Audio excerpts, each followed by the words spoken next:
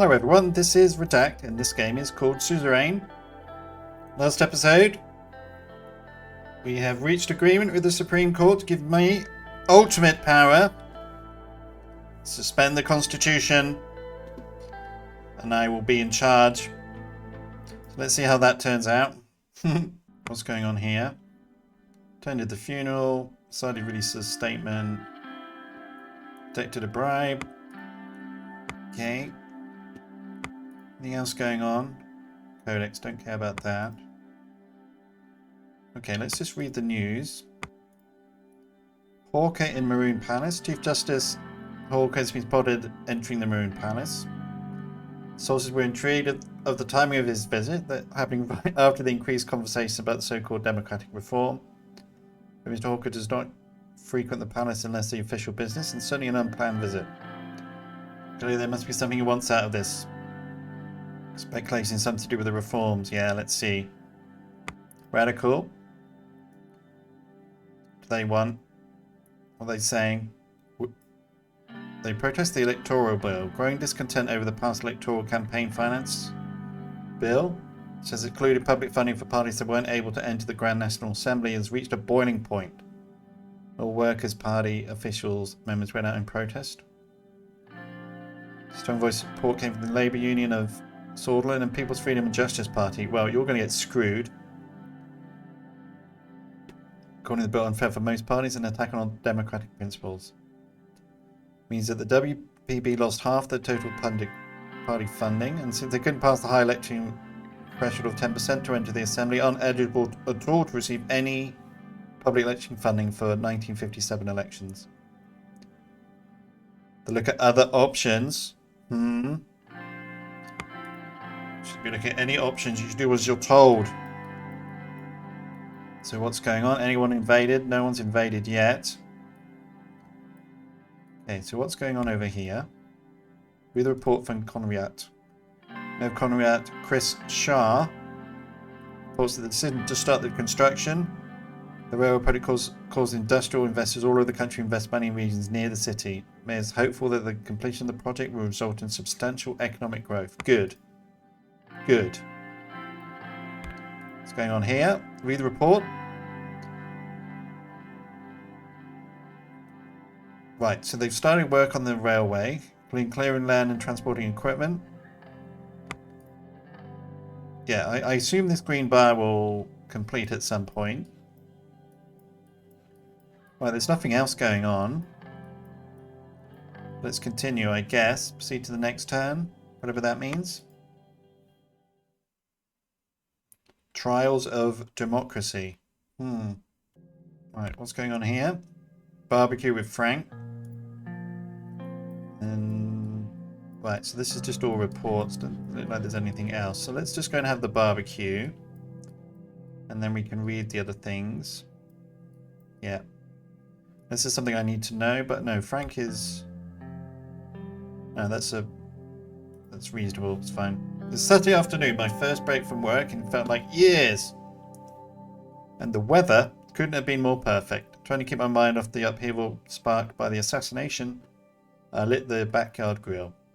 Monica and Deanna went out shopping for craft supplies. I'd given the staff the day off. It was just myself and Frank at home. I'm not sure how he felt about me at the moment, but I did know that he felt about barbecued ribs. Our cook had left some marinating in the refrigerator. Sure enough, as soon as Frank rinsed the grill and the meat, he stepped outside to join me. Come to spend some quality time with your old man? Sure, if you can spare a few minutes out of your busy schedule. Children who talk back to the fathers don't get dinner. Family's place looks and I'm preoccupied with matters of national importance. I'm sorry I've not been around. It's okay, I know you've got the most stressful job in the country, and you've got your family to feed on top of it. We both chuckled. I turned to tend to the fire. Here, let me try. He grabbed the fan and started waving it over the coals. The fire roared to life. He looked at me with a grin on his face, as if expecting praise. Good job. Not bad, sir, not bad. Don't act like you've done something special. Good job. Yeah, good job. Thank you, sir. It was utmost interest to fulfill our duties with precision. The grinning shall commence in exactly 1 minute 32 seconds. Spot on impersonation of Lucien. We looked at each other for a second and burst out laughing. I realised my throat was parched. There was a six-pack of beer in the kitchen. Frank, can you get me a beer? Why didn't you get us a couple of beers? Get up and grab a beer. I'll go and get the beer. I got up, grabbed my beer and returned to the grill. I opened it, sat down and gazed out at the city's skyline with my son. For a moment, my thoughts flashed back to my childhood and my relationship with my own father. My father was a rich man. We never had to worry about food, clothes or anything else. Yet he was nearly always away and constantly distracted by the rare occasions when he was at home. Now that I was president, I was worried I would end up just like my father, distant and absent from Frank's life. Dad, can I ask you something? We are family, you can ask anything. It's just, I feel like there's so much you've been hiding from me about your past, about what's going on right now. Like at the dinner that night after a ball, you told me everything was under control, but it wasn't, was it? I know what happened in the 20s. We learned about it at school, now with the protests and the riots. Is it going to be the same thing? Dad, is there going to be a civil war in Sordland? I hope not. I hope not. Yeah. He let out a sigh. But what was it like back then? Uncle Peter said the two of you went through a lot. I'm not a kid anymore, you can tell me. Before I could gather my thoughts, but the familiar images started flashing before my eyes. Images of soldiers advancing towards me and my friends, weapons drawn. People I knew, friends and neighbours being dragged through the streets and murdered in alleyways. And that little girl's face. Those were dark times. Seems like it. You're a nearly grown man, let's talk about it. Frank leaned forward in his chair, his eyes wide. Telling him about the coup of 1927. I was barely older than you are now. Studying law at the university, I was a freshman, excited and young. I just left the classroom to go back home as I heard the sound of multiple vehicles approaching the campus gates. As they got closer, I realised they were military camouflaged trucks and tanks carrying hundreds of soldiers. The same soldiers that were supposed to protect Sordland citizens pointed their guns at us. They immediately took control of the facilities. One of my friends asked what was going on and was arrested immediately. More people got angry and gathered in protest. Frank kept listening, a shocked look on his face. Yeah, no, he wanted to know, so I'm going to tell him. I was there with the protesters as they declared martial law. We marched towards them. They threatened to use force, but we stood our ground. So they started beating anyone they saw, including me. Physical wounds took a few weeks to heal, but the mental scars that stayed with me to this day. It's probably a bad idea mentioning this, because this is exactly what I'm just about to do. So, anyway, I was lucky. I stayed strong. I tried my best to stay strong. Some of my friends were shot, many more were arrested. I can't forget the screams to this day, but I'm proud not to have faltered. Leaned back in his chair, his shoulders slumped heavily. Tell Frank about the Civil War. It was right after I met your mother. We both joined the student council to push for change after the coup of 27. Eventually I became convinced I wasn't doing enough, so I joined the Young Swords. Tell Frank about the clash between Suzerain and Ricard. Then one night it happened. Two different factions in the army, one led by fascist general Suzerain and the other by socialist general Ricard, started fighting each other. It was a bloodbath, nowhere was safe. Frank shifted in his seat, visually uncomfortable. So he organised a protest one day against Ricard. We were fed up of the army toying with the country again. I don't tell him about the girl. It was horrible. They were waiting for us. Everything plunged into chaos. Soldiers started beating and shooting at everyone. I trailed off. There were some things my son didn't have to know. That's enough for today. It's okay, I'm sorry. I shouldn't have asked you about it. I still don't understand how easy my life is sometimes. One more thing to ask though. I know you joined the Young Swords back then. Do you mind if I ask why? Sordland was under attack by communists and I had to defend the country. Frank raised his eyebrows, his curiosity still not satisfied, but sensing my reluctance to go on, he simply nodded. Sorry for bombarding you with questions. I know I complain sometimes, but my problems are nothing compared to what you went through. You're damn right, your generation will never understand. What problems? I'm made to listen to them no matter what they are. Tell me. Before Frank could say anything else, I heard the front door unlock, Deanna and Monica's voices, and the sounds of rustling shopping bags filled the house. Right, I'll be upstairs until dinner. Frank went in. Okay, So maybe he's joined someone or something's going on.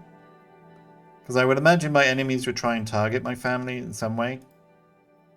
I took a long sip from my beer, looking at the city and the now setting sun. I hope that talking to Frank about my past had been the right decision. Part of me felt it was some sort of burden had been lifted. But I had the same nightmares again that night. Country overview? What happened?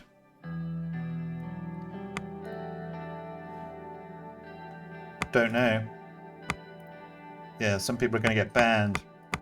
Yes. Alright, let's go through and see what's going on with these reports. Read the report from Borin. Local residents gathered thousands of books that claim to be spreading communism and propaganda at Century Park in Borin and set the books on fire. Aggressive slogans targeting the Red Youth, Workers' Party and the Communist Party of Sordland were shouted. Youth groups from the local party offices of the USP and the NFP also joined in the burning. Okay.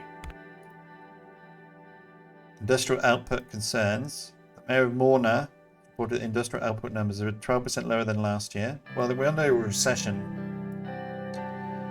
using additional support to improve the industrial capacity, including machinery and personnel to combat the downward trend, with the construction of several new factories in Morna. They stated they believe that an economic upturn in the city is still possible if government investment succeeds. According to projections, Morna is close to losing an additional 2% in industrial output next year. Recent data suggests that investment worth several billions of SR will stop the downward trend and increase industrial output in a short amount of time. Okay, so we need to invest in Morna. The opportunity comes up to do that. What's going on here? Young Swords and NFP flags burned. A massive counter-protest against Young Swords led by a local politician known to be aligned with the Red Youth resulted in many injuries and property damage. Okay, so just a lot of protests. What's going on here? Buddhist resistance in sanctuaries. Security units have arrested 3 priests at different Nurity sanctuaries in Sana after finding links to insurgent activities. Okay, so just more unrest going on.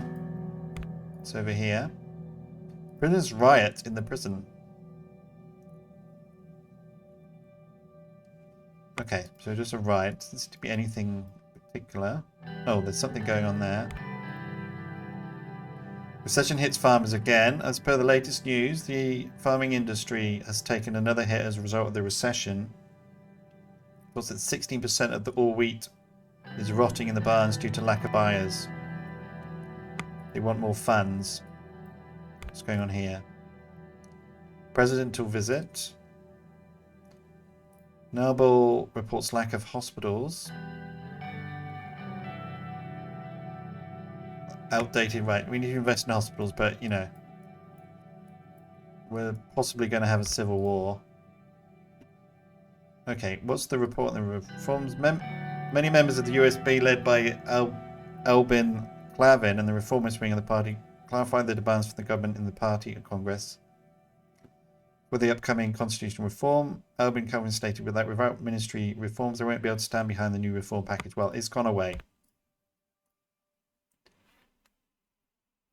Right, the project is progressing well, slowly laying down the foundations. Project supervisors from the government confirmed the report, saying most of the preliminary work has been done by the SSC. However, government officials added there were a couple of delays related to transportation of construction materials, which were not included. Okay, it's probably going to be a little bit late. Any other one? So it's just this one on the left, right? Yeah. Alright, so I guess we're doing that visit. Let's visit. I was travelling to the snow-covered city of Narbel in the Nargis region for the Rural Development Forum organised by the Ministry of Health and the Ministry of Education. The mountainous city of Narbel has gritty tones to it, mostly regarded as one of the poorer cities in Sordland. People hardy and wary. Even after the discovery of natural resources in the area, years of neglect by the central government were apparent in the buildings and the central infrastructure. National resources, namely gas and oil, are now under the control of Gazprom. Is that...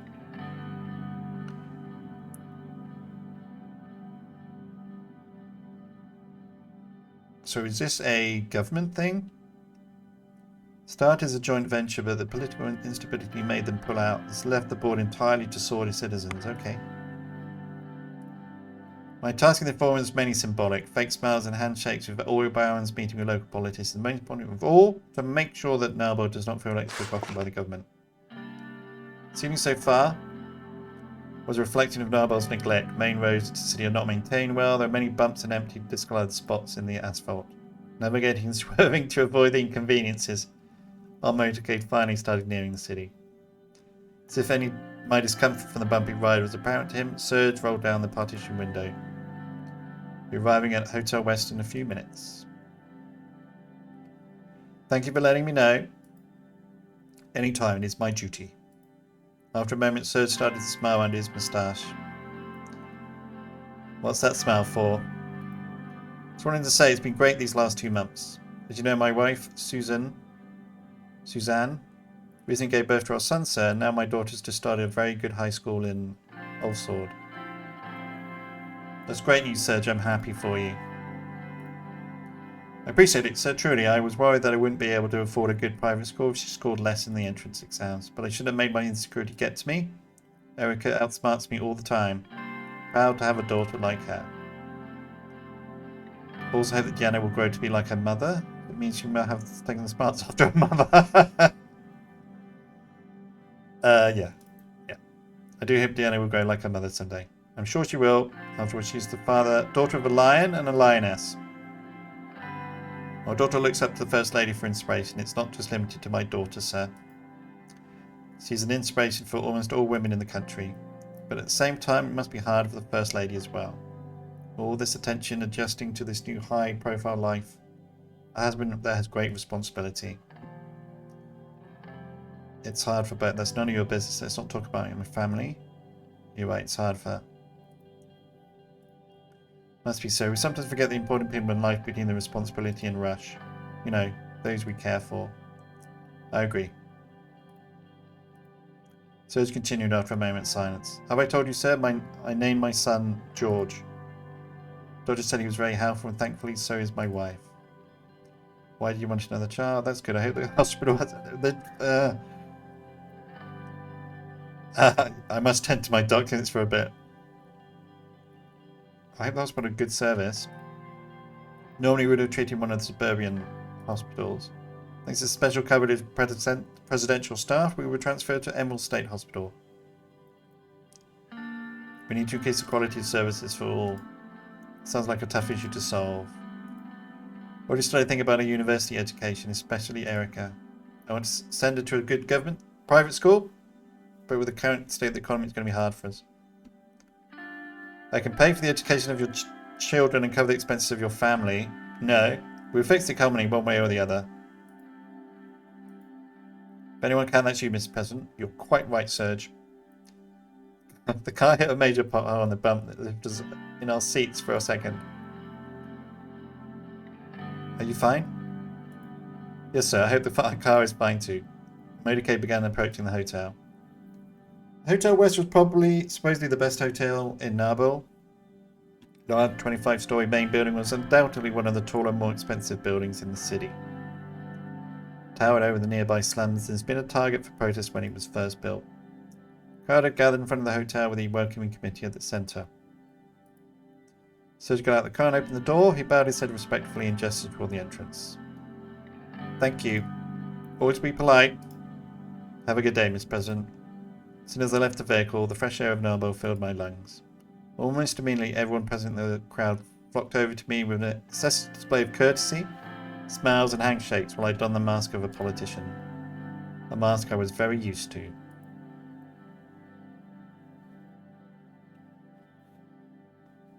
What's this? Briefing on the current welfare situation. What else is going on? Right, so there's more stuff. Okay, well let's do that. Let's do that briefing.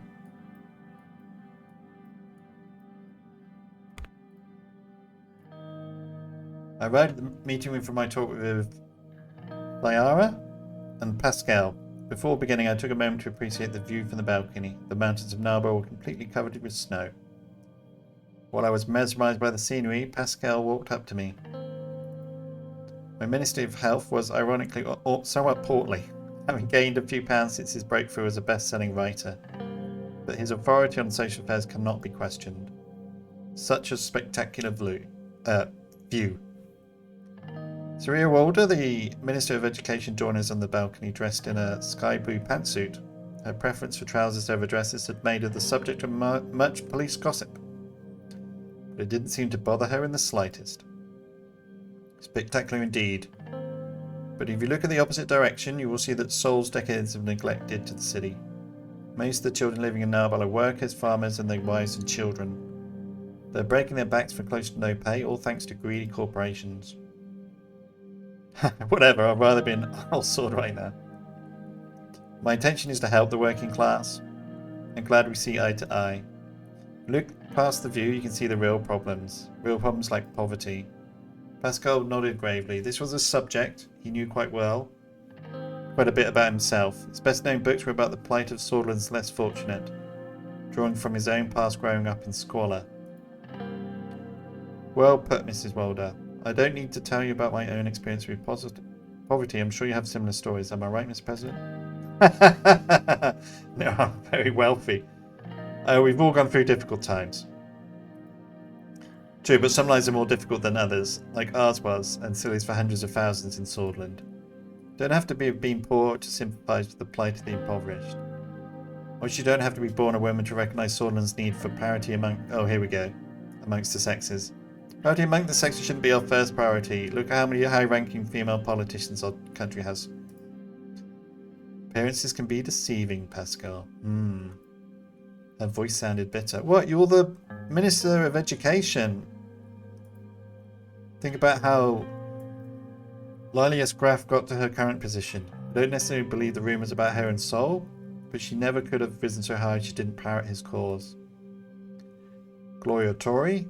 Is it an accident that the first female assembly speaker is such a staunch conservative? And there was Alphonse's habit of promoting women to prominent positions to give Sordland a progressive sheen, while accomplishing nothing in reality. While people in places like Narbal are denied any opportunity to advance, government can use a handful of female politicians from wealthy families, myself included, to pretend their only obstacle to success is their lack of initiative. Oh, here we go. Meanwhile, those of us who don't use our clout to help powerful people, men stay in power, denigrated as angry spinsters. I asked you, Mr. President, does anyone care that your strategist, Mr. Glade, doesn't have a wife?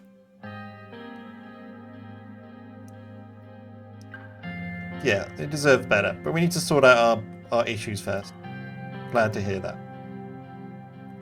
So I was saying, it's in about whole sword to address this country's real issues, rather than bowing to the wishes of the hawks and fearmongers in the establishment and devoting yet more resources to military and law enforcement.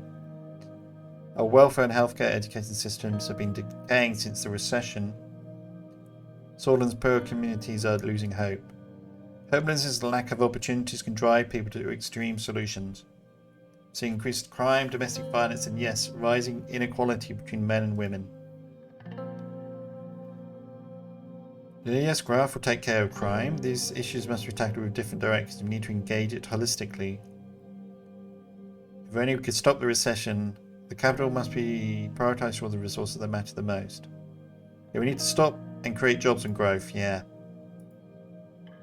The economic situation does play a huge role in living standards. Our urban and rural disparities are stark, and the recession hit weakest harder.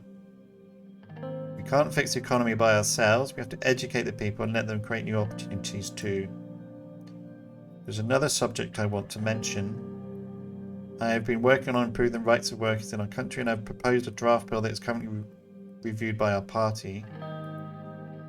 Mr. Clavin has already backed me and given his support. Sordland has fallen behind most countries on this subject, and it is my responsibility to ensure this is not the case. Agreed, we need to improve the standards. There's always room for improvement. It's good to hear that you're pushing for it. We shouldn't upset the businesses that are already struggling to stay afloat. Yeah, there's always room for improvement. Appreciate the kind words, Mr. President. I will not let you down. It's also a matter of life and death. Every decade we hear a more horrific accident due to employees' disregard for their workers' safety. So would you back the bill when it arrives on your desk, Mr. President? I would be very interested in supporting it once it's finished. To make a decision, I need to evaluate the contents in detail. Yeah, I need to read it first. Understandable, you receive all the sections in an outline. Getting a bit cold out here, let's head inside and continue our discussions. Meeting will already be prepared for state business. Small gifts for each of us were placed on the table by the municipality. We took our seats. Let's start with your health overview, Pascal. As you wish, Mr. President. Sordland has a free education system except for a few private hospitals operating under it. Most of the populace receives adequate treatment. Health issues primarily appear in rural areas due to lack of quality services. I'm doing my best to ensure the citizens of all ages receive the best healthcare they can. I also personally want to solve the high infant and maternal mortality problem.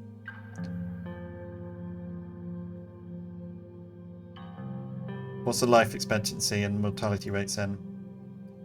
Life expectancy is 65 years and infant mortality rate is worrying 85 to 1 per 1,000 births, while our maternal mortality is 90 per 1,000. For sure, we're doing everything we can to save the mothers and the newborn. Those numbers are saddening indeed. Agree, we must do everything we can. I expect nothing but your best efforts. Working very hard on improving the quality of the services. That's enough. I'm not going to give you any more money. I want to hear about the education system. With pleasure. Sordis education is free, but we have a very outdated system that I want to reform. The important issue is the lack of access to education in rural areas, especially for young girls. Your administration has the power to solve both problems. My highest priority is to get enough funding to be able to build schools in rural areas while I cleanse our education system of its nationalistic indoctrination and sexist teachings. Oh my goodness. How many students and teachers do we have? Currently there are 5 million students, 3 million in primary education, 1 million in secondary, 1 million in tertiary. 150,000 teachers. Sordland is full of bright and young minds. Indeed it is, full of potential.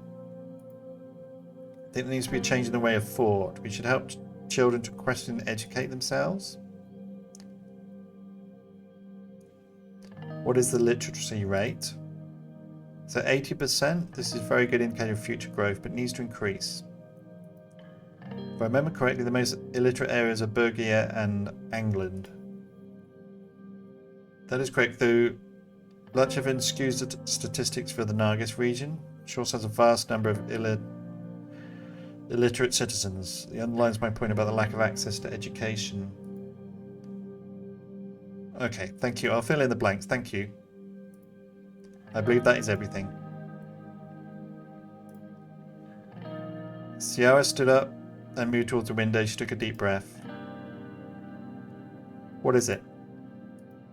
Look at this impoverished city. The streets are full of potholes, the hospital barely functioning, the school half open.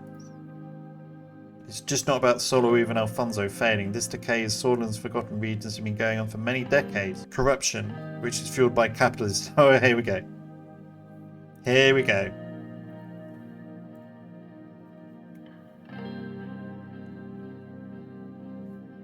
Tarquin Sol did more the country than any of us. Let's not get into an ideological debate. We need to focus on the issues.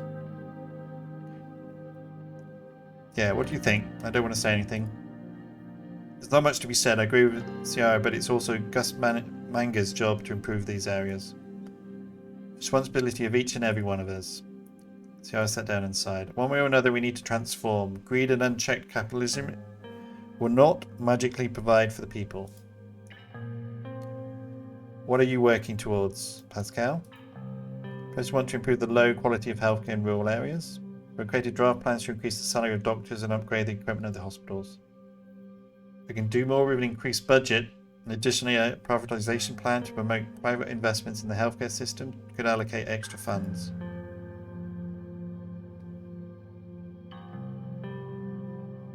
Isn't access to healthcare in rural areas an issue? Quality of healthcare in less fortunate areas matters more. Isn't it an issue? Access is an issue, but not as critical as the quality in those areas. Lack of experienced personnel or equipment causes bad treatment. I do hope to create competition, increase the quality of healthcare with privatisation effort. I'm not sure, but I want to do that. Private healthcare system will increase the price of treatment and make access worse. Yeah. So we decided to promote a more planned economy. Tell us more about your plans. My plans require an increase in the government budget. I aim to solve the problems you highlighted with the allocated money. Building schools in less fortunate rural areas and through fundamental changes to the education system. I will unlock the potential of our children, boys and girls alike. Interesting. I thought we had a quality of service problem. Isn't Sordland's education lacking in quality? Statistics show the disparity between urban and rural education. We're going to do something about it or wait until things get worse. Wouldn't promotion of private education help create additional funds? Yes, but at what cost? I'm not a supporter of the private sector in education. So at the end of the day, they are focused on profit first. My expectation from the government is that we understand and focus on the needs of the people.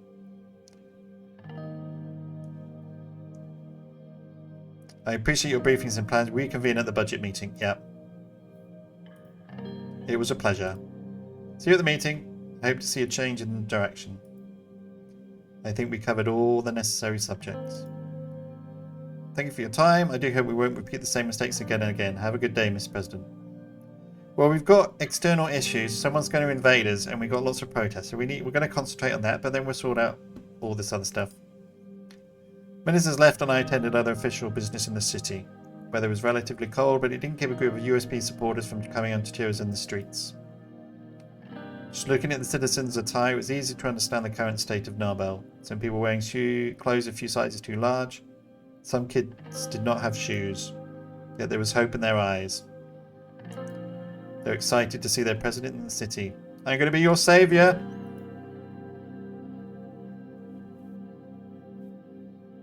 Right, well, I'll think about healthcare and education and stuff like that. But I'm waiting to see whether I need to... I don't really want to spend this budget. Right, so we're going to end the episode here. And we'll carry on next time. So thank you very much for watching. I hope you enjoyed it. And I will see you again next time. Take care, everyone.